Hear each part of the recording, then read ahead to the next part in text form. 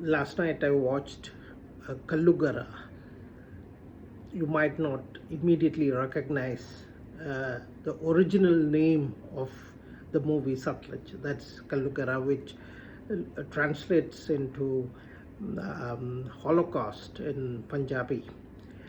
That was the original name that the filmmakers had conceived for the movie before it ran into trouble with the censor board.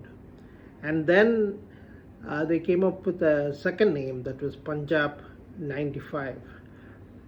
And the movie I ended up watching was titled Satluj.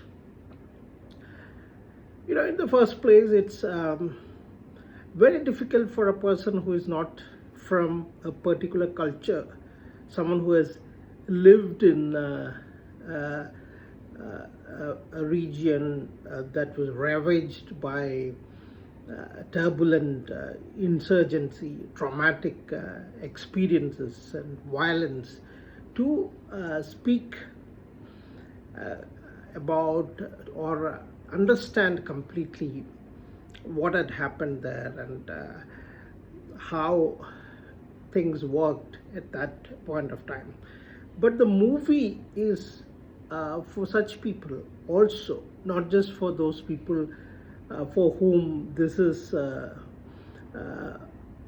memory or recollection of a traumatic past.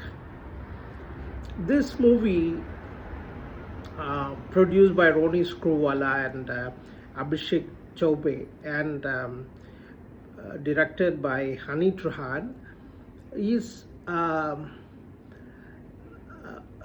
a portrayal of the life of a person named Jaswant Singh Kalra, a human rights activist who investigates disappearances of young people in Punjab in the 1990s.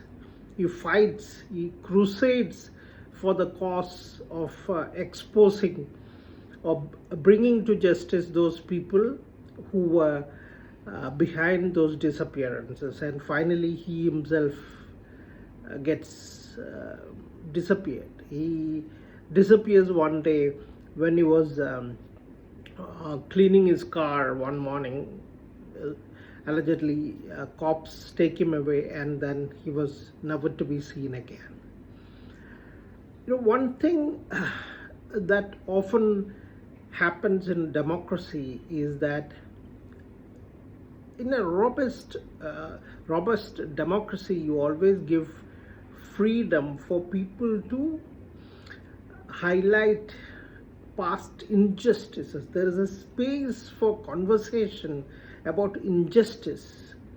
There is certainly, I'm told there were a lot of, despite the ban on this movie, censor board did not give it permission immediately, and they've been having a lot of trouble with the censor board.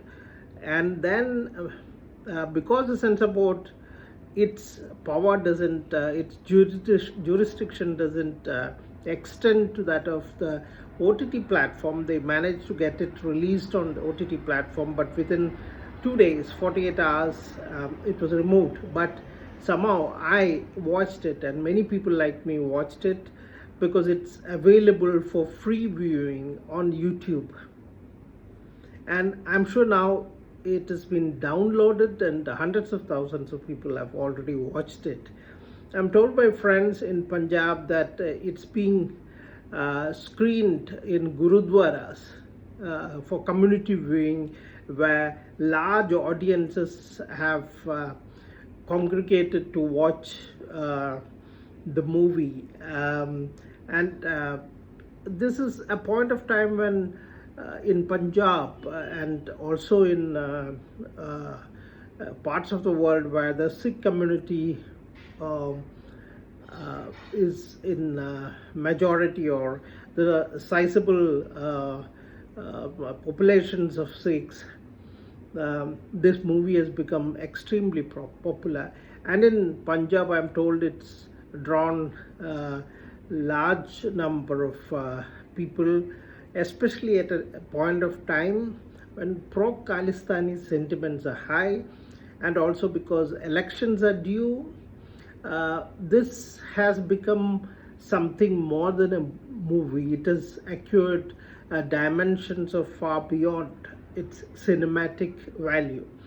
It's become a conversation. It has given people a space to remember, all the traumatic experiences they had gone through. Also for the generations that were born after that to um, know or come to terms with a piece of history that they know their forefathers, their parents and grandparents had been through. In a civilized world, my argument is this. So there has to be space for people to air their grievances, to find a solution to the grievances, to be heard. Otherwise, what happens is these grievances will harden into alienation, and suppressing anything of this sort, banning any movie of this sort, even after, uh, cuts are made to a ban, uh, leaves no space for people in coming to terms with tragedies, past issues, and injustices. And I think, therefore, I see this movie as an opportunity for people to remember, and also uh, let the people know this is what they had gone through. And to allow that kind of conversation is what democracies are usually known for. And I regret that is not the case at the moment.